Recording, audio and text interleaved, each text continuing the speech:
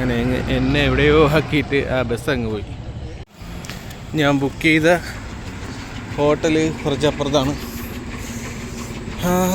എന്തായാലും ഇന്നെനിക്ക് അവിടെ എത്താൻ പറ്റുമെന്ന് തോന്നുന്നില്ല. അപ്പോൾ ഇവിടെ തന്നെ എവിടെയെങ്കിലും കിടന്ന് ഉറങ്ങി രാവിലെ കഴിച്ച് പോവാം.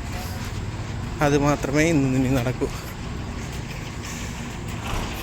ഹാർട്ട് ബീറ്റ്സ് ഓഫ് നേപ്പാൾ എന്ന എൻ്റെ ഈ നേപ്പാളിനെ തൊട്ടറിയുന്ന ഈ സീരീസിലേക്ക് എല്ലാവർക്കും സ്വാഗതം കേട്ടോ. അപ്പോൾ ഞാനിപ്പോൾ ഉള്ളത് നാരായൺ ഘട്ട് എന്ന് പറയുന്ന സ്ഥലത്താണ്. എനിക്ക് കറക്റ്റ് ഇങ്ങനെയൊക്കെ പറയുന്നെങ്കിലും അവിടെ നിന്നപ്പോൾ ഏത് സ്ഥലത്താണ് എവിടെയാണ് ഒരു പിടുത്തമില്ല. സമയം ഏകദേശം 12:30-1 മണി ടൈമായി കേട്ടോ. ഇനി എന്തായാലും ഇവിടെ നിന്ന് ബസ് ഇല്ല. ബസ് നാളെ 6 മണിക്കെന്നാണ് ഞാൻ അറിഞ്ഞത്. ഞാൻ അങ്ങനെ ഒരു ചായക്കടയിലേക്ക് പോയി ഒരു ചായ കുടിക്കാമെന്ന് വിചാരിച്ചു. കാരണം നല്ല തണുപ്പുണ്ട് കേട്ടോ, നല്ല തണുപ്പാണ്. വ്ളോഗിങ് നട്ടപ്പാതിരാത്രിക്ക് ക്യാമറ എടുത്തെല്ലാം ഷൂട്ട് ചെയ്യണുണ്ടപ്പോൾ അവിടെ വരുന്ന പുതുതലമുറയ്ക്ക് ഒരു കൗതുകം. അങ്ങനെ ഞാൻ പറഞ്ഞു വ്ളോഗ് ചെയ്യാണ് എന്ന് പറഞ്ഞു. അപ്പോൾ അവർ ഹിന്ദി അത്രയ്ക്ക് വലിയ പിടുത്തമൊന്നുമില്ല. ഈ പുതിയ തലമുറയ്ക്ക് ചിലർക്കൊന്നും ഹിന്ദിയൊന്നും പിടുത്തമൊന്നുമില്ല കേട്ടോ. അപ്പോൾ നമ്മുടെ ചേട്ടൻ ചായ ഉണ്ടാക്കുകയാണ്. നല്ല തണുപ്പാണ്. ഇതാണ് എനിക്ക് കിട്ടിയ ചായ കേട്ടോ. നല്ല ടേസ്റ്റായിരുന്നു. ആ ഒരു സമയമായതുകൊണ്ടായിരിക്കും. നേപ്പാളിൽ പൊതുവേ ഫുഡിന് എക്സ്പെൻസാണ്. ഒരു ചായക്ക് വന്നിരിക്കുന്നത് 25 രൂപയാണ്. ഏതാണ് ചായ. അങ്ങനെ അവിടെ ഇരുന്ന് മോമോസ് കഴിച്ചുകൊണ്ടിരുന്ന പിള്ളേർ അവർ ചായക്ക് കുടിച്ച് പോയി കേട്ടോ. നാഷണൽ പാർക്കിലേക്ക് പോകുന്ന ബസ് ഇവിടെ നിന്ന് അതോ ആ ഭാഗത്തുനിന്ന് കിട്ടുമെന്നാണ് പറഞ്ഞത്. ഇതിൽ കറക്റ്റ് വ്യക്തമല്ല. എങ്ങോട്ട് പോകണം എന്ത് ചെയ്യണമെന്ന് ഒരു പിടുത്തമില്ലാതെ ഞാൻ ഇങ്ങനെ അലഞ്ഞുകൊണ്ടിരിക്കുകയാണ് കേട്ടോ. ഇതൊരു ബസ് ടെർമിനലാണ്. അപ്പം നമുക്കിന്ന് ഇവിടെ തന്നെ കിടക്കാം. എൻ്റെ എന്താണ് ചാർജ് ഫോണൊക്കെ ഒന്ന് ചാർജ് ചെയ്യാൻ ഇടണം, കിടക്കണം. എൻ്റെ പവർ ബാങ്ക് കൊണ്ട് ഇത് അവിടെ കുത്തിയിട്ടു. ഇനി അവിടെ ഇരുന്ന് ചാർജ് ആവട്ടെ. അപ്പം ഇവിടെ തന്നെ എവിടെയെങ്കിലും ചുരുണ്ട് കൂടാം. ഇതൊക്കെ ഒരു ജീവിതത്തിൽ കിട്ടുന്ന എക്സ്പീരിയൻസാണ്. പിന്നെ പവർ ബാങ്ക് അടിച്ചുകൊണ്ട് പോയാൽ അതൊരു എക്സ്പീരിയൻസാണ്. നോക്കാം.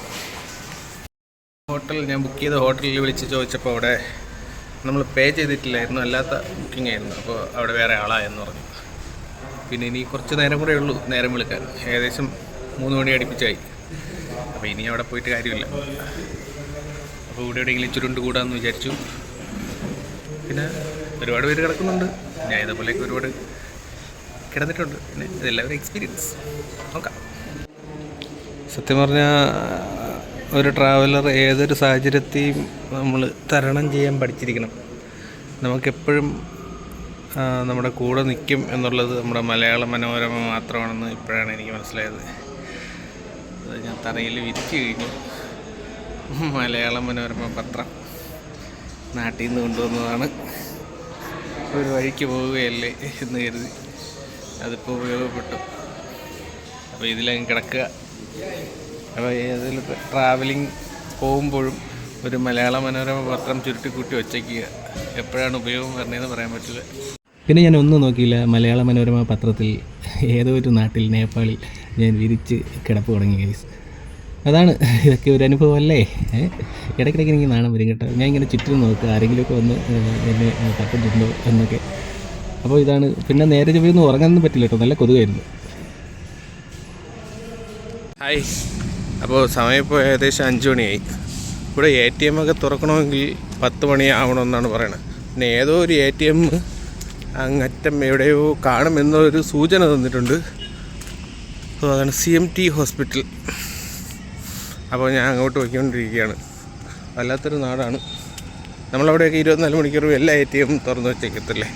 ഇവിടെ അങ്ങനെയൊന്നുമില്ല. ഞാൻ 1-2 ATM വരുന്ന വഴിയിൽ കണ്ടു, പക്ഷേ എല്ലാം ക്ലോസ്ഡാണ്.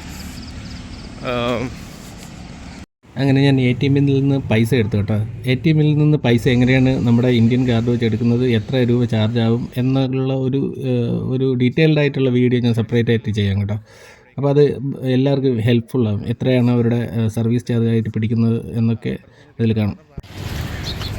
നമ്മളുടെ നാട്ടിലൊക്കെ ഗൂർഖകളൊക്കെ കാണുമ്പോൾ നമുക്ക് പെട്ടെന്നൊരു അത്ഭുതവും ഒക്കെ അല്ലേ. ഇവിടെ എല്ലാവരും ഗൂർഖ ഫേസുള്ള ആൾക്കാരാണ് കേട്ടോ. അമ്പോ പട്ടികൾ, മുട്ടം പട്ടികൾ. അമ്പോ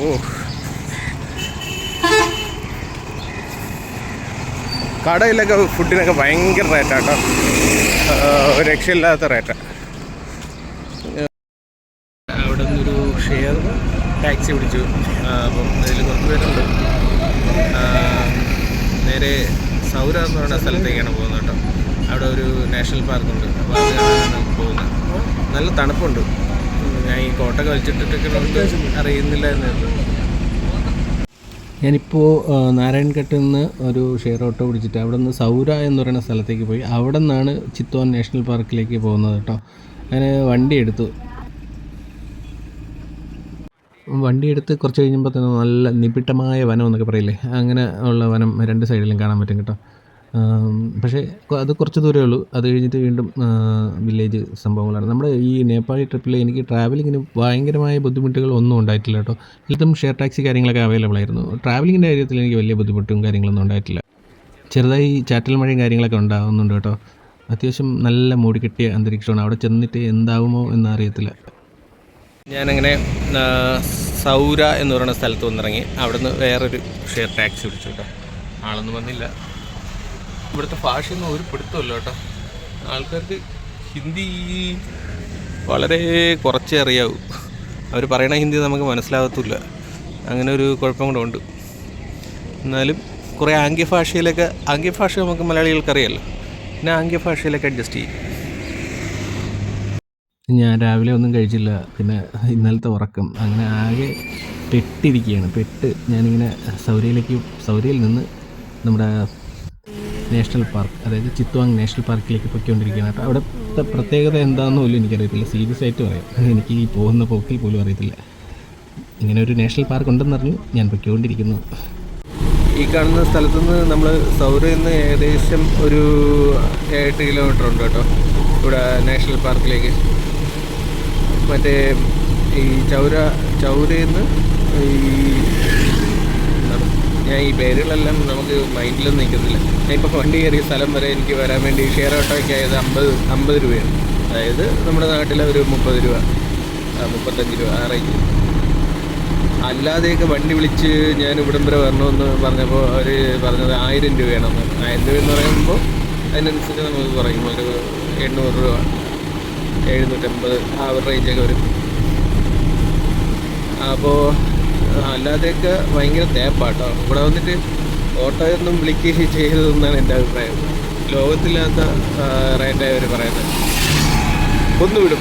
പ്രത്യേകിച്ച് വെളിയിൽ നിന്ന് ഇന്ത്യയിൽ നിന്നൊക്കെയാണെന്ന് പറഞ്ഞാൽ പിന്നെ ഫുള്ള് കൊന്ന് വിടും. എൻ്റെ വണ്ടി ഇപ്പം ഏകദേശം ഫുള്ളായി കേട്ടോ. ഒരുപാട് പേര് ജോലിക്കൊക്കെ പോകുന്ന ഒരുപാട് ആണും പെണ്ണും എല്ലാവരും ഉണ്ട് കേട്ടോ എൻ്റെ വണ്ടിയിൽ.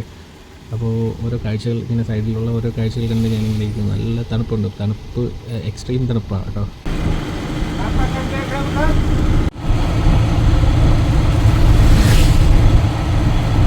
കുറച്ച് കഴിഞ്ഞപ്പം വണ്ടി കാലിയായി. ഞാനും പിന്നെ നേപ്പാളി ചേച്ചി മാത്രമായി. പിന്നെ ഇടയ്ക്കൊരു ജംഗ്ഷനിൽ ഇങ്ങനെ നിർത്തി. കുറച്ച് കഴിഞ്ഞപ്പോൾ വീണ്ടും വണ്ടിയിൽ ആൾ കയറി കേട്ടോ. അവിടെ നോക്കിയപ്പോൾ വീടിൻ്റെ ഒരു ഫ്രണ്ടിൽ ഒരു ഫോട്ടോയും വെച്ച് നമ്മുടെ ഹാരമൊക്കെ ഇട്ട് വെച്ചിരുന്നു. അപ്പോൾ ആരെങ്കിലും മരിച്ചതാവാം എന്ന് തോന്നുന്നു. വീണ്ടും അവിടെ നിന്ന് കുറച്ച് ആൾക്കാർ വീണ്ടും വണ്ടിയിൽ കയറി. ഇതാണ് നമ്മൾ ആ ഒരു സ്ഥലത്തേക്ക്, അതായത് ചിത്വാങ് നാഷണൽ പാർക്കിലേക്ക് എത്തിക്കൊണ്ടേയിരിക്കുകയാണ് കേട്ടോ. അപ്പോൾ എനിക്ക് അവിടെ എന്ത് കാണണം എന്നുള്ളത് അവിടെ പോയി അന്വേഷിച്ച് കണ്ടെത്താം എന്നുള്ള ഒരു ധൈര്യത്തിലാണ് പോയിക്കൊണ്ടിരിക്കുന്നത്. അല്ലെങ്കിൽ ഗൂഗിൾ ചെയ്ത് നോക്കണം. എന്തായാലും വരണ പോലെ വരട്ടെ എന്നുള്ള ഒരു ഇതിലാണ് ഞാൻ പോയിക്കൊണ്ടിരിക്കുന്നത് കേട്ടോ. അങ്ങനെ എന്നെ അവർ അങ്ങനെ കൊണ്ടാക്കി. ഞാൻ പൈസ കൊടുത്തു. ഇപ്പം വരുന്ന ഒരു തൊപ്പി വെച്ച മനുഷ്യനുണ്ട്. ആ മനുഷ്യനൊന്ന് നോക്കി വെച്ചോളൂ കേട്ടോ. അത് നമുക്ക് ഇമ്പോർട്ടൻ്റ് ആയിട്ടുള്ള ഒരാളാണ്.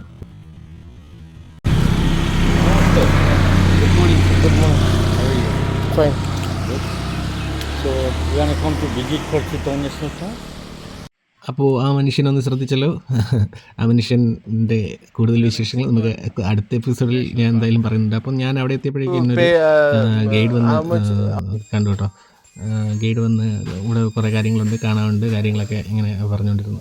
അപ്പോൾ ഞാൻ ഒന്നും തീരുമാനിച്ചിട്ടില്ല എങ്ങനെ പോകണം, എന്ത് ചെയ്യണം. എനിക്കൊന്ന് ശ്വാസം വിടാനുള്ളൊരു സമയം ഉണ്ടെങ്കിലല്ലേ നമുക്ക് എന്തെങ്കിലും തീരുമാനിക്കാൻ പറ്റും. അങ്ങനെ ഞാൻ പുള്ളിയുടെ ഓഫീസിലേക്ക് പോയി കേട്ടോ. അപ്പോൾ അവിടെ ഒരുപാട് ഈ ചിത്വാങ് നാഷണൽ പാർക്കിലുള്ള ആക്ടിവിറ്റീസ്, അവിടെ കാണാനുള്ള കാര്യങ്ങൾ എല്ലാം എഴുതി വെച്ചിട്ടുണ്ട് കേട്ടോ. അവരും നല്ല സപ്പോർട്ടീവാണ്. അങ്ങനെ ഞാൻ ഒന്നും തീരുമാനിച്ചിട്ടില്ല എന്ന് ഞാൻ അവരടുത്ത് പറഞ്ഞു. എന്തായാലും ഇവിടെ ഒരു മ്യൂസിയം ഉണ്ട്, അത് കണ്ടിട്ട് തിരിച്ചു വരാമെന്ന് ഞാൻ പറഞ്ഞിട്ട് അവിടെ നിന്ന് മടങ്ങി കേട്ടോ. ഞാൻ വന്നിറങ്ങിയ സ്ഥലത്ത് തന്നെ ചിത്വാൻ നാഷണൽ പാർക്കിൻ്റെ ഒരു മ്യൂസിയം ഉണ്ട് കേട്ടോ. അപ്പം ഞാൻ വിചാരിച്ചു അതെന്തായാലും കാണാം. ഞാൻ നേരെ ഈ ടിക്കറ്റ് എടുക്കുന്ന ടിക്കറ്റ് കൗണ്ടറിലേക്ക് പോയി കേട്ടോ. ഇവിടെ നടന്നു തോന്നുന്നു ടിക്കറ്റ് കൗണ്ടർ.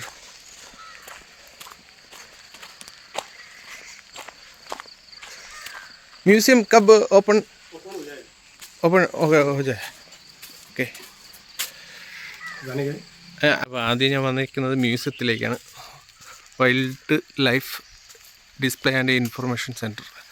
ഇതാണ് ടിക്കറ്റ് കേട്ടോ. 200 രൂപയാണ് ഇവിടുത്തെ. നമ്മളടുത്ത ഒരു 150 രൂപ അല്ലെങ്കിൽ 100, അതൊക്കെ അത്രയൊക്കെ വരുള്ളൂ എന്ന് തോന്നുന്നു.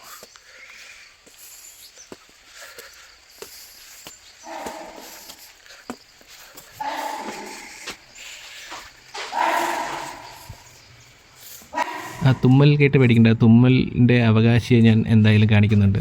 അപ്പോൾ ഇതിൻ്റെ അകത്ത് ഫുള്ളും വൈൽഡ്, നമ്മുടെ ഇവിടെ നാട്ടിലൊക്കെ ഉള്ള മ്യൂസിയം പോലെ തന്നെ, പിന്നെ നമ്മൾ കണ്ടില്ലാത്ത കുറേ ജീവികളുടെ സംഭവങ്ങളും സ്റ്റഫ് ചെയ്ത് വെച്ചതും അല്ലാത്തതും പല തരത്തിലുള്ളതുണ്ട് കേട്ടോ. ചിലത് പേടിക്കാനുള്ളതുണ്ട്.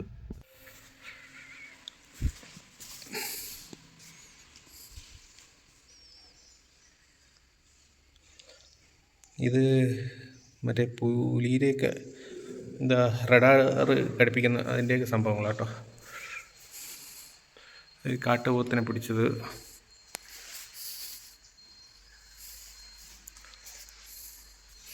എല്ലാത്തിനെയും മറ്റേ സ്റ്റഫ് ചെയ്ത് വെച്ചേക്കാണ്. വിവേര സിബത്ത ഹോൾ ബോഡി, ഇങ്ങനെ കുറേ സംഭവങ്ങളുണ്ട് കേട്ടോ.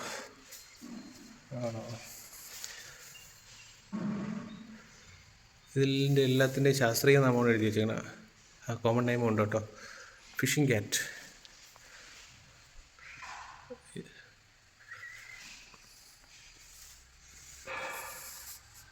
റൈനോസേഴ്സിനെ സ്റ്റഫ് ചെയ്ത് വെച്ചിട്ടുണ്ട് കേട്ടോ. ഒപ്പോ അതൊരു ഒന്നൊന്നര സംഭവം തന്നെ. ഇത് പ്രധാനമായിട്ട് നമ്മുടെ കാണ്ടാമൃഗത്തിൻ്റെ പ്രധാന ഏരിയയാണ് കേട്ടോ. അതിന് ഇഷ്ടംപോലെ കാണാൻ പറ്റുമെന്നാണ് പറയുന്നത്. പിന്നെ ഇതിപ്പം മഴ ആയതുകൊണ്ടൊന്നും പറയാൻ പറ്റില്ല. ഇതാണ് ആ കാട്ടുപോത്തിൻ്റെ തന്നെയാണോ, ഇത് ആനയാണോ? ഏഷ്യൻ എലിഫൻറ്റിൻ്റെ തലയും കാര്യങ്ങളൊക്കെയാണ് കേട്ടോ. ഇതതിൻ്റെ വാരിയല് സംഭവം.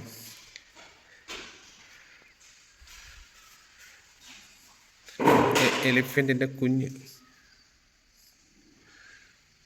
ഇവിടെ എല്ലാം സ്റ്റഫ് ചെയ്ത് വെച്ചിട്ടുണ്ട്. നമുക്ക് കണ്ടാൽ തന്നെ പേടിയാവും കേട്ടോ. യവന്മാർ ഇതിനൊക്കെ കഴിക്കണവന്മാരാണ്. ഇപ്പുറത്തുണ്ട്.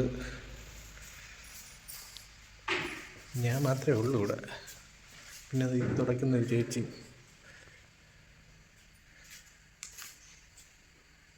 എന്താ പുലിത്തോൽ കണ്ടിട്ടില്ലാത്തവർക്കായി ഫ്രീ ആയിട്ട് പുലിത്തോൽ. ഇതാണ് ഒറിജിനൽ പുലിത്തോൽ. ഇതാണ് ലെപ്പേഡിൻ്റെ കുഞ്ഞ്. ഇതൊക്കെ ലക്ഷവും കോടിക്കണക്കിന് രൂപയുടെ ഇത് വരുന്ന സംഭവങ്ങളായിരിക്കും കേട്ടോ. ഉള്ള മീനുകളെല്ലാം സ്റ്റഫ് ചെയ്ത് വെച്ചിട്ടുണ്ട് കേട്ടോ. ഇവിടുന്ന് കിട്ടുന്ന കൊഞ്ചൊക്കെ ഉണ്ട് ഇവിടുത്തെ ആറ്റിൽ. കിട്ടുമ്പോൾ അത്തരയ്ക്കാമായിരുന്നു. ഇവിടെയുള്ള സംഭവങ്ങളൊക്കെയാണ്. പാറ്റ, പഴുതാര, പല്ലി, തുമ്പി, വിട്ടില്, തേള്, വണ്ട് എന്നുവേണ്ട എല്ലാ സംഭവങ്ങളും ഉണ്ട് കേട്ടോ.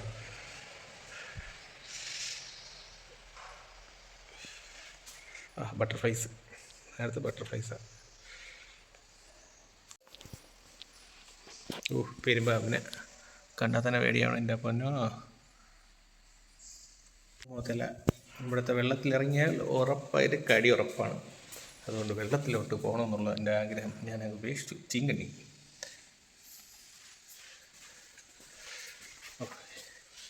ഇത് പിന്നെ കോഴി. ഇതിൻ്റെ അകത്ത് ഫുള്ളും പാമ്പിനെ അച്ചാറിട്ട് വെച്ചൊക്കെയാണ്. എൻ്റെ പൊന്നോ, കാണുമ്പോൾ തന്നെ ദേഹമൊക്കെ ഒരുമാതിരിയാകുന്നു. ഞാൻ മാത്രമേ ഉള്ളൂ ഇവിടെ. അയ്യോ, ഇതൊക്കെ എന്തോന്നടേ. തറയിലേക്കൊന്ന് നോക്കിയേക്കാം. കണ്ടപ്പോൾ തന്നെ പേടിയാണ്.